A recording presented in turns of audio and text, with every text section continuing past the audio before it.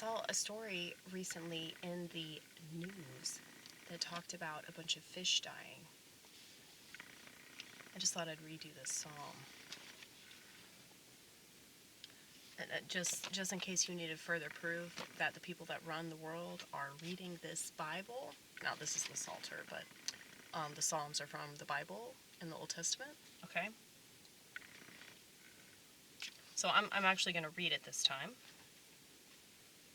so that people will pay more attention, because I think if you're not used to like hearing the Bible sung, it probably freaks you out. I know that people are kind of like turned off by that. You know, if they went to my church, it's the Antiochian Orthodox Church, the priest sings a lot of the Bible, and the priest sings to the choir sings back to the priest, the rest of the parish usually follows the choir. So, yeah, there was this guy recently that came, and I think he was the father of this kid that's been coming pretty frequently, and I could tell that he was just completely, what's the word? Bewildered, confused, appalled, maybe horrified. I'm not sure, but perplexed. He was very, very perplexed.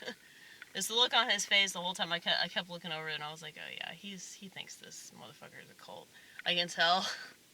But he stuck it out. So more power to him for that. He didn't walk out. But anyway, this is Psalm 105.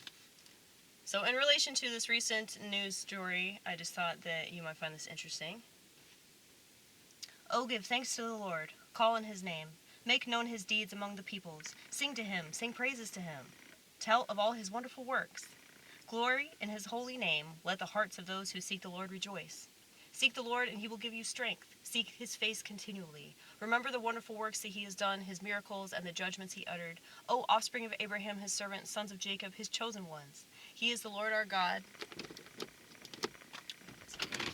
There we go. He is the Lord our God. His judgments are in all the earth. He is mindful of his covenant forever, of the word that he commanded for 1,000 generations, the covenant which he made with Abraham, his sworn promise to Isaac, which he confirmed to Jacob as a statute, to Israel as an everlasting covenant, saying, to you I will give the land of Canaan as your portion for an inheritance. When they were few in number, of little account, and foreigners in the land, wandering from nation to nation, from one kingdom to another people, he allowed no one to oppress them. He rebuked kings on their account, saying, touch not those whom I have anointed. Do my prophets no harm. He summoned a famine on the land and broke every staff of bread. He sent a man ahead of them. Joseph was sold as a slave. His feet were hurt with fetters. His neck was put in a collar of iron until his word came to pass. The word of the Lord tested him like fire. The king sent and released him. The ruler of the people set him free. He made him lord of his house and ruler of all his possessions, to instruct his princes at his pleasure and to teach his elders wisdom. Then Israel came to Egypt. Jacob sojourned in the land of Ham. And the Lord made his people very fruitful and made them stronger than their foes. He turned their hearts to hate his people, to deal craftily with his servants. He sent Moses his servant and Aaron whom he had chosen. They wrought his signs among them and miracles in the land of Ham. He sent darkness and made the land dark, yet they rebelled against his words. He turned their waters into blood and caused their fish to die. Their land swarmed with frogs. I remember reading that story too. That was a while ago though. Their land swarmed with frogs, even in the chambers of the kings. He spoke, and there came swarms of flies and gnats throughout their country. He gave them hail for rain and lightning that flashed through their land. Does that sound familiar too? He smote their vines and fig trees and shattered the trees of their country. He spoke, and the locusts came, and young locusts without number, which devoured all the vegetation in their land and ate up the fruit of their ground. He smote all the firstborn in their land, the first fruits of all their labor. Then he led them forth with silver and gold, and there was not a feeble one among their tribes. Egypt was glad when they departed, for dread of them had fallen upon it. He spread a cloud as a covering for them, and fire to give light by night. They asked, and the quail came, and he satisfied them with the bread of heaven. He opened the rock, and water gushed forth. It flowed through the desert like a river. for he remembered his holy word to Abraham his servant.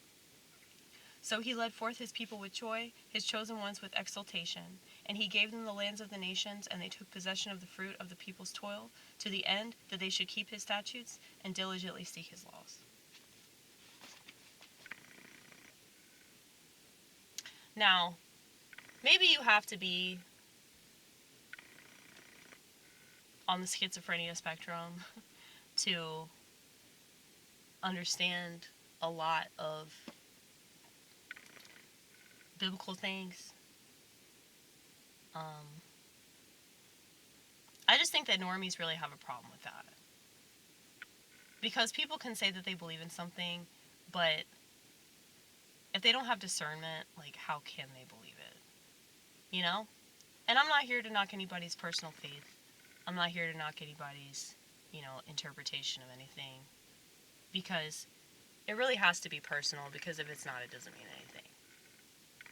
So a lot of people that were brought up in the church, or a lot of people that maybe were converts or whatever, and they're doing things because they think that they're,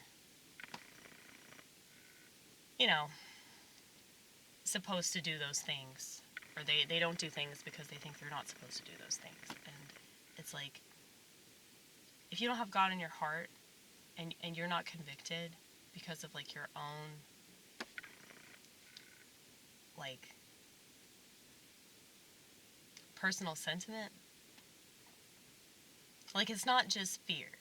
Because I think that there's healthy fear, and then there's unhealthy fear. Like, the media definitely creates unhealthy fear. So, if you don't really have a strong sense of God, then you're not gonna not fall for, like, all the bullshit tactics that are thrown at you every waking day, and especially in this country. Because the media is stronger in this country than it is anywhere else. This is why it's the worst country in the world. But what makes this country great makes this country suck. Because it's like, if we have all this freedom to do stuff, like, that's not really good for society, to just have, like, unlimited freedom to, like, do whatever the fuck we want, And it's like, we have the freedom to read this book and read the Bible. We don't have, our government's, like, telling us, at least not yet, that we're, like, not allowed to do that. And, we have freedom of association. We have, the freedom to, like, go wherever we want to go and hang out with whoever we want to hang out with, and dress the way that we want to dress, and have sex with whoever we want to have sex with, and eat whatever we want to eat. And, like, that's not really good. But it's obviously, like, a lot of people don't utilize that in a positive way. But, a lot of people would argue with me and say that it's immoral to say that, oh, people should have freedom. I mean, I don't really think that people are actually, like, free. Like, I don't think they're free here. I don't think they're free anywhere. Like, freedom is more of a mental thing. But one cool thing about this place is that, you don't have to be stuck in whatever situation you're in. Like, you can move out of it. But, unfortunately, a lot of people don't have the self-discipline to see that. So it's like the same types of people that will swear up and down that this country is just so fucking amazing are the same types of people that eat McDonald's every fucking day.